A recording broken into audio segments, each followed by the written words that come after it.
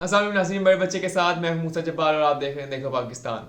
नाज़रीन, जैसे कि आपको पता है कि वर्ल्ड कप जो कि कतर में हो रहा है उसके मुतालिक हम आपको अपडेट दे रहे हैं। तो ये वर्ल्ड कप जो है वो बहुत ही लास्ट स्टेजेस पर आ पहुंचा है। सेमीफाइनल के स्टेजेस चल रहे हैं और अब सिर्फ और सिर्फ जो है 4 टीम्स रह गई हमारे पास। इनमें से 2 टीम्स जाएंगी फाइनल के अंदर। तो इस सेमीफाइनल्स के अंदर जितने भी मैचेस होने हैं हम उसके बारे में आप पहली बात तो आपको अपडेट भी करेंगे। सेकंड ऑफ ऑल हम प्रेडिक्शंस ले लेते हैं। हमारे साथ मौजूद है सीनियर स्पोर्ट्स तज्जियाकार साजिद। जैसे कि आपको पता है कि कल जो है पहला सेमीफाइनल होना है बिटवीन क्रोएशिया और अर्जेंटीना।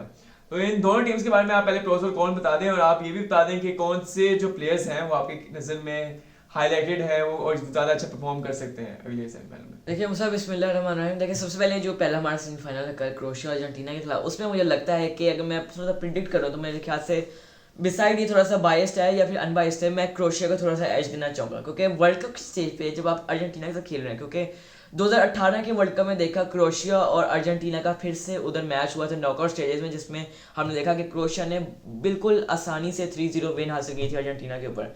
क्योंकि अगर मैं उनके प्लेयर्स को 1 बाय 1 भी कंबाइन करूँ तो मेरे ख्याल से क्रोएशिया को फिर से एज मिलता है। क्योंकि अगर मैं क्रोएशिया के मेन प्लेयर की बात करूँ जो उनके खुद के कैप्टन हैं लूका मॉड्रिच, हमें पता है कि वो रियल मैड्रिड के क्या कमाल मिडफील्डर है जो पिछले 10 सालों से उस टीम के साथ है। तो मेरे ख्याल से अगर हम उनको कंबाइन करें अर्जेंटीना की मिडफील्ड के साथ तो मेरे ख्याल से they simply can not keep pace with Croatia's midfield. Because जब हम अर्जेंटीना की मिडफील्ड पे आते हैं तो रोड्रिगो एक दे पॉल ही एक अच्छे प्लेयर हैं जो मुझे लगता है कि थोड़े टैकल्स कर ले, लेकिन I don't see him the way for making correct passes like that. लेकिन अनलेस अगर मेसी सेंटर अटैकिंग मिड की पोजीशन पे स्टार्ट करते हैं तो शायद फिर मैं थोड़ा मेसी को एज दूँ। लेकिन मिडफील्ड में मेरे ख्याल से लूका मॉड्रिच जो है क्रोएशिया के वो सिंपली क्लियर है। और अगर हम थोड़े अटैक की बात करें तो अटैक अर्जेंटीना का बहुत ही अच्छा है। हमारे पास देख रहे हैं लाउटारो मार्टिनेज और जो उनके विंगर्स हैं डी मैरिया और अगर मेसी खेलते हैं राइट विंग पोजीशन पे। लेकिन क्रोएशिया के साथ हवाले से हमने देखा कि ब्राज़ील के साथ जो उनका नॉकआउट मैच हुआ था उसमें पेटकोविच जो क्रोएशिया के अटैकर हैं उन्होंने आखिरी 170 मिनट पे आके गोल मारा।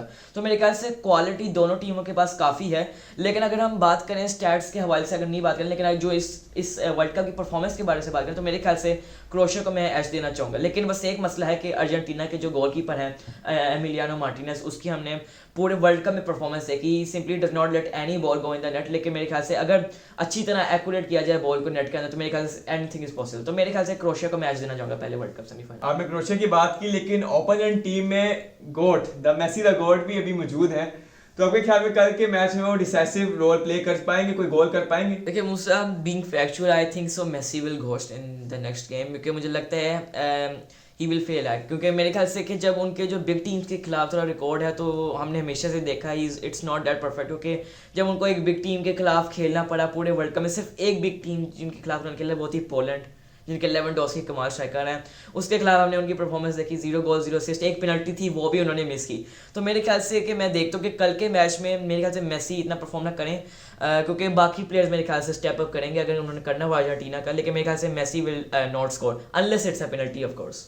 अच्छा सर, जो कल सेमीफाइनल हो रहा है वैसे on the basis of the stats, on the basis of the paper अगर आप देखें तो फिर कौन सी टीम जो है वो जीत सकती है और फाइनल में जा सकती है? लेकिन Musa on the paper I think Argentinians are more favourite मेरे ख्याल से। क्योंकि पेपर में मेरे ख्याल से Argentina is more of famous. क्योंकि लोगों में जब पेपर में हम देखते हैं तो मेरे ख्याल से of course people will give edge to Argentina. लेकिन अगर हम पूरे टूर्नामेंट की क्वालिटी बात करें, अगर हम नेम वाइज ना जाएं, स्टैट वाइज अगर हम जाएं या फिर हम उनकी क्वालिटी वाइज जाएं तो मेरे ख्याल से क्रोएशिया को थोड़ा सा एज है अर्जेंटीना के ऊपर। क्योंकि उनकी जो क्वालिटी रही है इस पूरे वर्ल्ड कप में डिफेंस वाइज, अटैकिंग वाइज और मिडफील्ड वाइज और गोलकीपिंग वाइज। क्योंकि हमने देखा क्रोएशिया के कीपर इतने कमाल हैं अर्जेंटीना के साथ कि उन्होंने ब्राज़ील की पेनल्टीज़ में जिस तरह अच्छी कारकर्दगी की, फिर उसके बाद जापान के साथ जब पेनल्टी शूट आउट हुआ था राउंड 16 में उसमें भी उन्होंने पहली ओपनिंग पेनल्टी सेव की।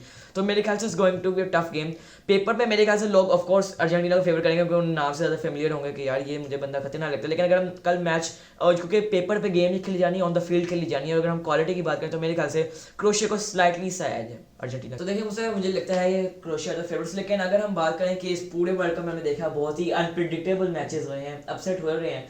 अगर पेनल्टी शूटआउट पे गया तो मेरे ख्याल से Croatia will win this, they have edge. But अगर इन फील्ड 90 मिनट्स या फिर एक्स्ट्रा टाइम में भी अगर गोल हुआ तो मेरे ख्याल से अर्जेंटीना कैन प्रोग्रेस, बट कुछ भी हो सकता है एंड पे। जी बिल्कुल, थैंक यू सो मच आपके टाइम का। तो नाज़रीन अब देखते हैं कि कल कौन सी टीम विन करके जो है फाइनल के अंदर जाती है। अभी के इजाज़त दीजिए, अल्लाह हाफिज़।